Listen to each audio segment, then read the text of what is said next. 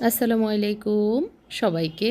ইসলামের 4টি সম্মানিত মাসের একটি মাস জিলহজ মাস।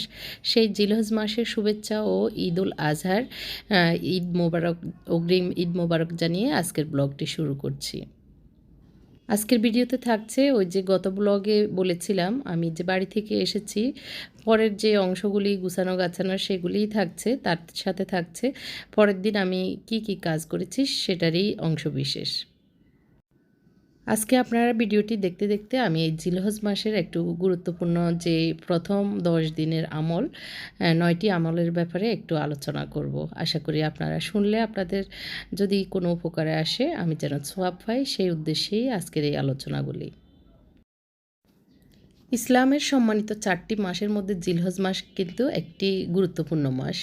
তবে এই মাসের প্রথম 10 দিন খুবই গুরুত্বপূর্ণ। আমরা জানি এই সময়টাতে আল্লাহ তার রহমত গুণে বান্দার প্রতিটি ভালো কাজের সোয়াব কয়েক গুণ বাড়িয়ে দেন। তাই আল্লাহ তার রাসূল সাল্লাল্লাহু আলাইহি ওয়াসাল্লাম এই 10 দিনকে খুবই গুরুত্ব দিয়েছেন। আল্লাহ বলেছেন, এবং এই নির্ধারিত দিনে আল্লাহকে স্মরণ করো, সূরা বাকারা আয়াত 203। এছাড়াও মহানবী সাল্লাল্লাহু আলাইহি ওয়াসাল্লাম বলেছেন, এই 10 দিনের মতো আর দিন নেই যাতে বান্দার সৎ কাজ আল্লাহর কাছে বেশি প্রিয়। সুবহানাল্লাহ। আজকে আমরা এই 10 দিনের 9টি গুরুত্বপূর্ণ সুন্নত নিয়ে কথা বলবো। আশা করি আপনাদের ভালো লাগবে। আমি জানি আমার এখানে যারা দেখছেন, আমার যারা দর্শকবৃন্দ আছেন, এই আমলগুলি বেশিরভাগ দর্শকই করে থাকেন। তারপরেও একটু স্মরণ করলে, একটু আরেকজনের কাছ থেকে শুনলে আরেকটু ভালো লাগবে, জ্বালাই হবে। আর যারা হয়তো একটু গুরুত্ব কম দিচ্ছেন এই 10 দিনকে, তাদের হয়তো আরেকটু শুনলে করার ইচ্ছা হবে। এই থেকেই আমার আজকের এই আলোচনা। তো প্রথম যেটা হচ্ছে সেটা আমি একটু বলেই, সেটা হচ্ছে জিকির। জিলহজ মাসের প্রথম সুন্নতটি হচ্ছে কিন্তু বেশি বেশি জিকির করা। মক্কায় যারা আছেন হাজিরা সব সময় আল্লাহর জিকিরে মশগুল আছেন, জিকির করতেছেন, সব সময় তাদের মুখে জিকির থাকছে। তবে যারা আমরা বাসাবাড়িতে রয়েছি তাদেরও জিকির করার পরামর্শ দিয়েছেন আলেমগণ। তো অবসর সময় আমরা জিকির করতে পারি, অথবা 5 ওয়াক্ত নামাজের পর বেশি বেশি জিকির করা কিন্তু সুন্নত। 2. রোজা রাখা। জিলহজ মাসের প্রথম 9 দিন রোজা রাখা সুন্নত। রোজা হচ্ছে আল্লাহর কাছে সবচেয়ে প্রিয় ইবাদত। হাদিসে কুদসিতে আল্লাহ বলেছেন, আদম সন্তানের সকল আমল তার নিজের জন্য, শুধু রোজা ছাড়া সেটি আমার জন্য, আর আমি নিজেই তার পুরস্কার দিব। সহিহ বুখারী। তো আল্লাহ পাক রোজাকে খুবই পছন্দ করেন। তো সেটা আমরা আশা করি পালন করার চেষ্টা করব বা করছি। এর ভিতরে তো কয়েকটা দিন চলে গেছে। তো তবে কেউ যদি প্রথম এই 9 দিন রোজা রাখতে নাও পারেন, তবে অন্তত আরাফার দিনটা, অর্থাৎ নবম দিন যে দিন, সেই দিন রোজা রাখা পরামর্শ দিয়েছেন আলেমগণ। অন্তত একটি রোজা হলেও থাকার চেষ্টা করবে, সেই দিন কিন্তু অনেক বেশি সওয়াব রোজা রাখা। লাইলাতুল কদর যেমন বছরের গুরুত্বপূর্ণ রাত, তেমনি আরাফার দিন হচ্ছে বছরের সবচেয়ে গুরুত্বপূর্ণ দিন। রাসূল সাল্লাল্লাহু আলাইহি ওয়াসাল্লাম বলেছেন, আরাফার দিনের মতো এমন আর কোনো দিন নেই যাতে আল্লাহ তার বান্দাদেরকে আগুন থেকে নাজাত দিয়েছেন। সহিহ মুসলিম। সুবহানাল্লাহ। এই দিনটিই মানে আরাফার দিন আল্লাহর রহমত দিয়ে আল্লাহ যারা দোজখবাসী হয়েছেন তাদেরকে কবরের আযাব মুক্ত করে দিয়েছেন, কবরের আগুন থেকে মুক্ত করে দিবেন আর কি। তো আমরা চেষ্টা করব এই দিনটা রোজা আমল, এই 10 দিন বা এই 9 দিন আমরা বেশি বেশি আমল করার। 3. কুরআন তেলাওয়াত। কুরআন তেলাওয়াত এমন একটি ইবাদত যা বান্দাকে আল্লাহর আরও কাছাকাছি নিয়ে যায়। রাসূল সাল্লাল্লাহু আলাইহি ওয়াসাল্লাম বলেছেন, যে আল্লাহর কিতাব থেকে একটি অক্ষর পড়বে সে একটি নেকি পাবে, আর আল্লাহ সেই নেকিকে 10 দিয়ে গুণ দিয়ে দিবেন। তিরমিজি শরীফ। অর্থাৎ এই দিনগুলিতে মানে সাধারণ দিনের চেয়ে একটি অক্ষরের জন্য 10টি নেকি দিবেন আল্লাহ। তাহলে এটা কল্পনা অতীত যে এই রহমতের সময় আল্লাহ সেই নেকি কত গুণে বাড়িয়ে দিবেন। সুবহানাল্লাহ। 4 নম্বর হচ্ছে প্রিয় মানুষদের স্মরণ করা। আমাদের অনেকেরই মা বাবা, ভাই বোন অথবা আত্মীয় স্বজন, প্রিয় মানুষগণ পৃথিবী থেকে চলে গিয়েছেন। যারা হজ করেছেন বা হজ করছেন, তারা সেই সব প্রিয় মানুষদের জন্য, নাজাতের জন্য দোয়া করতে পারেন। যারা এই সময়টাতে হজ করছেন, তো যারা কবরবাসী হয়েছেন তাদের জন্য নাজাত চাইলে আল্লাহ মাফ করবেন কবরবাসীদের। আর যারা হজ করতে পারছেন না, তারা সেই সব প্রিয় মানুষদের পক্ষে সদগায়ে জারিয়া দিতে পারেন। এই সদগায়ে জারিয়ার উসিলায় হয়তো আল্লাহ পাক শেষ বিচারের দিন সদয় আচরণ করবেন সেই বান্দার প্রতি আর কি, যারা কবরবাসী হয়েছেন। এই সম্পর্কে রসুল করিম সাল্লাল্লাহু আলাইহি ওয়াসাল্লাম বলেছেন, কোনো ব্যক্তি মারা গেলে তার সব সৎ কাজ বন্ধ হয়ে যায়, তিনটি ছাড়া: সদকায়ে জারিয়া, এমন জ্ঞান যা থেকে অন্যের উপকৃত হয়, এবং সৎ সন্তান যে তার জন্য দোয়া করবে। সহিহ মুসলিম। 5. তাহাজ্জুদের নামাজ। জিলহজ মাসের প্রথম 10 রাতে তাহাজ্জুদ আদায় করাকে অনেক আলেমগণ লাইলাতুল কদর রাতের ইবাদতের মতো গুরুত্ব দিয়েছেন। সাধারণ সময়টাতে আল্লাহ তাহাজ্জুদ নামাজকে অনেক বেশি ভালোবাসেন, আর এই গুরুত্বপূর্ণ সময়টাতে এই নামাজ যে কতটা ফজিলতপূর্ণ তা আর বলার অপেক্ষা রাখে না। 6. সদকা করা বা দান করা, এই কাজগুলো আমরা সাধারণত রমজান মাসে করে থাকি, তবে এই কাজগুলি জিলহজ মাসেও করার গুরুত্ব দিয়েছেন আলেমগণ, বেশি বেশি করার জন্য পরামর্শ দিয়েছেন। হাসান আল বসরি রাদিয়াল্লাহু তাআলা আনহু বলেছেন, একের পর এক হজ করার চেয়ে অন্য গরিব ভাইকে সাহায্য করাটা তোমাদের জন্য অধিক উত্তম। অর্থাৎ এই সময় আমাদের চারপাশে থাকা যারা গরিব অসহায় আছেন তাদেরকে সাহায্য করাটা খুবই গুরুত্বপূর্ণ। 7. ক্ষমা চাওয়া। হজ হচ্ছে আল্লাহর কাছে ক্ষমা চাওয়ার জন্য সর্বোত্তম ইবাদত। বলা হয়, হাজরে আসওয়াদে চুমু খেলে একজন মুমিনের সকল গুনাহ পাথর চুষে নেয়। কিন্তু এমন অনেকেই আছেন যারা হয়তো হজ করতে পারেননি, তাদের জন্য আল্লাহ তওবার দরজা খুলে রেখেছেন এই সময়টায়। আল্লাহ কুরআনে বলেছেন, তোমাদের প্রতিপালকের কাছে গুনাহের ক্ষমা প্রার্থনা করো, অতঃপর তার অভিমুখী হও। তিনি তোমাদেরকে এক নির্ধারিত কাল পর্যন্ত উত্তম জীবন উপভোগ করতে দিবেন, এবং যে কেউ বেশি আমল করলে তাকে নিজের পক্ষ থেকে বেশি প্রতিদান দিবেন। আর তোমরা যদি মুখ ফিরিয়ে নাও, তবে আমি তোমাদের জন্য এক মহা দিবসের শাস্তির আশঙ্কা করছি। সূরা হুদ আয়াত 3। 8. ঈদের দিন অর্থাৎ ঈদুল আজহার দিন ঈদের নামাজ পড়া। নবী করিম সাল্লাল্লাহু আলাইহি ওয়াসাল্লাম তার জীবনের সব সময় এই নামাজ আদায় করতেন, এবং তার চলে যাওয়ার পর সাহাবাগণও এই নামাজ আদায় করেন। এই নামাজের মাধ্যমে বান্দা তার রবের শুকরিয়া আদায় করবে, তাই ঈদের নামাজ খুবই গুরুত্বপূর্ণ। 9. কুরবানি করা। ঈদের নামাজের পর রসুল সাল্লাল্লাহু আলাইহি ওয়াসাল্লামের শেখানো পদ্ধতিতে কুরবানি করাও সুন্নত। রসুল সাল্লাল্লাহু আলাইহি ওয়াসাল্লাম বলেছেন, যাদের সামর্থ্য আছে তাদের উপর কোরবানি করা ওয়াজিব, তাই যাদের সামর্থ্য আছে কোরবানি করবেন। রসুল সাল্লাল্লাহু আলাইহি ওয়াসাল্লাম একটি পশু কোরবানি করতেন প্রতি বছর। এই 9টি সুন্নত ছাড়াও আরও ছোট বড় অনেকগুলো সুন্নত রয়েছে যা রসুল সাল্লাল্লাহু আলাইহি ওয়াসাল্লাম পালন করার পরামর্শ দিয়েছেন।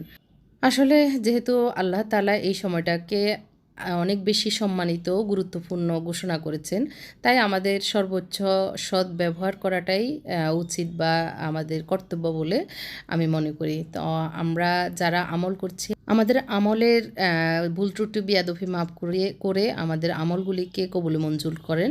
আর যারা হয়তো একটু করতে পারছি না বিভিন্ন কারণে, তাদেরকে যেন আল্লাহ তৌফিক দান করেন সামনের দিনগুলিতে আমল করার। তো এর ভিতরে অনেক কাজ করে নিয়েছি, আপনারা দেখতে পেরেছেন। এর ভিতরে আমি আমার বাগানে করা ছাদে বাগান করা সবজি পুঁই শাক আলু দিয়ে মাছ দিয়ে রান্না করছি, সেটাও বসিয়ে দিয়েছি। একটু মাছ ভাজবো, মাছ ভেজে রেখেছিলাম, তো সেগুলিকে একটু এখন পেঁয়াজ দিয়ে টমেটো দিয়ে একটু ভুনা করবো আর কি। শুকনা ভুনা করলে আমার ছেলেরা আবার খায়, একটু ঝোল করে ফেললে ওরা আর খেতে চায় না, ও গরম ভাত দিয়ে ওই শুকনো মাছ দিয়ে খেতে পছন্দ করে। আর এর ভিতরে আমি একটা বোতলের দুধ জাল দিয়ে নিয়েছি, দেখতে পেরেছেন। তো শাকগুলিকে একটু ভালো করে কষিয়ে মাছগুলি দিয়ে দিয়েছি। আমি লবণ দিতে প্রথমে ভুলে গিয়েছিলাম, এখন মনে হলো যে না, লবণ তো দেওয়া হয়নি, এর জন্য শাক মনে হচ্ছে আমার দিকে তাকায় আছে। তো এর জন্য শাকগুলিকে নরম হওয়ার জন্য, ভালো করে জোশে আসার জন্য লবণ তো দিতেই হবে। লবণ না দিলে তো আর খাবার হয় না, সেটা মাটি হয়ে যায়। তো লবণটা একটু চেক করে নিয়েছি, ঢাকনা দিয়ে আর একটু ভালো করে রান্না করে নিব। পুঁই শাকটা কিন্তু জোশ লাগে অন্যান্য শাকের তুলনায়, তো এই জন্য জোশ করে রান্না করতে হবে, না হয় কাঁচা কাঁচা লাগে, খেতে ভালো লাগে না। তো আমি পেঁয়াজ টমেটো কাঁচামরিচ একটু লবণ মরিচ হলুদ জিরা ধনিয়া পাউডার দিয়ে এই মাছ ভুনাটা করে নিব। তো এর ভিতরে আপনারা অনেকেই রোজা রাখছেন, আমরাও মানে একটু চেষ্টা করছি রাখার, আমার হাজব্যান্ড আমি। তো এর ভিতরে আমার বাবা আল্লাহর রহমতে আমেরিকায় গিয়ে পৌঁছাইছেন। আপনারা আমার ইয়েতে দেখেছেন পোস্টে। তো কিভাবে কি করেছে হালকা পাতলা একটু ভিডিও করে রেখেছি, সেটা সামনের ভিডিওতে দেখাবো ইনশাল্লাহ। তো আল্লাহর রহমতে বাবা গিয়ে পৌঁছাইছেন, কিন্তু খুবই মন খারাপ। বাবা শুধু কান্না করতেছে, আমাদেরও খুব কষ্ট লাগতেছে, আমার ভাইয়েরও খুব কষ্ট হচ্ছে। মাকে ছাড়া আসলে বিদায় দেওয়া। আমার আম্মার খুব শখ ছিল আমেরিকা যাবে ছেলের কাছে। সারা জীবন ওনার আত্মীয়স্বজন অনেকেই আমেরিকায় ছিলেন, ওনারও একটু স্বপ্ন ছিল। সবারই এটা মানুষ হিসেবে আমাদের সবারই কিছু না কিছু স্বপ্ন থাকে আমেরিকা যাওয়ার। তো আমারও শখ ছিল, কিন্তু আল্লাহ পাক যেটা ভালো মনে করেছেন মায়ের জন্য সেটাই করেছেন। আল্লাহর প্রিয় বান্দাদেরকে আল্লাহ অনেক আগে তুলে নেন, এটাই আল্লাহ বলেছেন। তো আল্লাহর প্রিয় বান্দা আল্লাহ যদি মনে করে নিয়ে যান, তাহলে আমাদের আর কোনো কথা নাই। আল্লাহ আমার মাকে জান্নাতুল ফেরদাউস দান করেন, এটাই আল্লাহর কাছে চাওয়া। আল্লাহ বলেছেন, যারা মৃত্যুবরণ করেছেন তারা দুনিয়াতে যারা নেক সন্তান রেখে গেছেন তাদের দিকে তাকিয়ে থাকেন, তারা যেন দোয়া করেন যাতে করে মা বাবা যারাই কবরবাসী হয়েছেন তারা যেন জান্নাত পান, কবরের আযাব থেকে মুক্ত পান। তো অনেকক্ষণ রান্নাবান্নার পরে আমার খিদে লেগেছে, এজন্য ওই যে একটা পিৎজা রয়ে গেছে সেটা খেতে এসেছি। একটু বাবাকে দিয়েছি, বাবা খেতে চাচ্ছিল না, তারপরে জোর করে এক টুকরা দিয়েছি। গরম করে দিতে বলেছিলাম, বললো যে না এমনি দাও, আমি আর গরম করা লাগবে না আমার। তো ওইটুকু খেয়ে নিয়েছিল। এটা হচ্ছে আমরা আসার সময় একটা রেস্টুরেন্ট থেকে পিৎজা এনেছিলাম, কেক এনেছিলাম। তো কিছু বাজার আবার বাড়ি থেকে কিছু জিনিসপত্র সেগুলি তো গুছিয়ে নিয়েছি, দেখতে পেরেছেন। তো এরপরে আসলে আমার হাজব্যান্ড আবার নেমে গিয়েছিল, ওনার অফিসে একটু কাজ ছিল। তো উনি আসার পরে আমরা এখন খেতে বসেছি, এখন প্রায় 11:30 বাজে। তো আমরা এসেছি তো 8টা মাগরিবের নামাজ ঘরে এসে পড়েছি আর কি। তো এরপরে খাওয়া দাওয়ার পরে এটা হচ্ছে সকালবেলা 8:30 বাজে আমরা এখন বের হব বাবাকে নিয়ে। আসলে রাতেই সিদ্ধান্ত নিয়েছি, যেহেতু সময় কম, বাবার একটু চেক আপ করানো দরকার, ফুল বডি চেক আপ। বাবা আম্মা হসপিটালে থাকা অবস্থায় শুধু বলতো তোর বাপ আমার আগে মারা যাবে, তোর বাপকে একটু দেখ, ডাক্তার দেখা। কিন্তু বাবা তো আম্মাকে নিয়ে পেরেশান ছিল, যে বাবা কিছুতেই রাজি হলো না যে বাবাকে ট্রিটমেন্ট করানো, ডাক্তার দেখানো। বলল যে তোর মা আগে ঠিক হোক। এটা আর কি আমার ভাইকে এটাই সান্ত্বনা দিয়েছে। ভাই তো সারাক্ষণ চিল্লাচিল্লি করতো যে বাবাকে একটু ডাক্তার দেখানো, বাবা চলেন আপনাকে ডাক্তার দেখাই। কিন্তু না, বাবা কিছুতেই মানতো না। আর আম্মা শুধু বলতো তোর বাপ আমার আগেই মারা যাবে, তোর বাপ কেমন হয়ে গেছে দেখ, এই কেমন যেন খাপ দিয়ে গেছে, তারপরে নরম হয়ে গেছে, এটা বলতো। আর সেই মাই চলে গেছে, বাবা আল্লাহ হায়াত কতটুকু রাখছে আল্লাহ ভালো জানে, বাবা তো আছে, এখন শুধু কান্না করে ওইটাই। তো মাঝখানে চেক আপের পরে ওই ফুল চেক আপ যেটা একটা প্যাকেজ আমরা নিয়েছি বাবার বডি অনুযায়ী, একটা ফ্যামিলি ডাক্তার আছেন ইউনাইটেডে, উনি দেখে যে প্যাকেজটা ওনার জন্য পরামর্শ দিয়েছেন সেটা করেছি। তো মাঝখানে ওনার ডায়াবেটিস পরীক্ষার পরে প্রথম মানে খালি পেটের টেস্টের পরে খাবারের আবার ছিল এই প্যাকেজের সাথে। বাবাকে খাওয়ানোর পরে এখন আবার টেস্ট হবে, এখানে মনে হয় আলটা হচ্ছে নাকি ইসিজি হচ্ছে, ইকো হবে মেবি। তো ওইটা শেষ করে আমরা এখন আবার ব্লাড টেস্টের জন্য 2 ঘন্টা পরের জন্য অপেক্ষা করছি। তো এই অবসর সময় আমরা এখানে বসেছিলাম মাঝখানে আর কি, ওয়েটিং করছি। তো এর ভিতরে আমার খুব জিমানো আসতেছিল বসে বসে। তো এর জন্য ভাবলাম যে একটু ব্ল্যাক কফি খেয়ে আসি। তো ব্ল্যাক কফি খাওয়ার আগে দিয়ে ভাবলাম একটা কলিজা সিঙ্গারাও খাই, ইউনাইটেডের সিঙ্গারাগুলো ভালোই লাগে। তো একটা সিঙ্গারা খেয়ে নিয়ে এখন একটা ব্ল্যাক কফি খেয়ে নিচ্ছি, শরীরটা একটু তাজা হবে।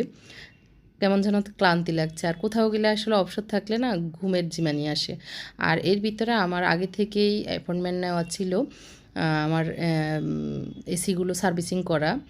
তো সার্ভিসিংয়ের লোক এসেছে, ওরা আসবে কি না মানে বলতেছিল। বললাম যে না চলে আসো, কারণ যে দিন যায় সেই দিনে ভালো যায়, আরেক দিন হয়তো আরও বেশি ভেজাল হবে। তো এই জন্য ও এসে সার্ভিসিং করছে, ফ্রি সার্ভিসিং ছিল, এই জন্য ফ্রি সার্ভিসিংটা নিয়ে নিচ্ছি। খুব সুন্দর করে এগুলি খুলে ধুয়ে ওরাই করে দিবে ফ্রিতে। তো এই ছিল আমার আজকের ভিডিও, কেমন লেগেছে কমেন্ট করে জানাবেন। সবাই ভালো থাকবেন। আল্লাহ হাফেজ, আসসালামু আলাইকুম।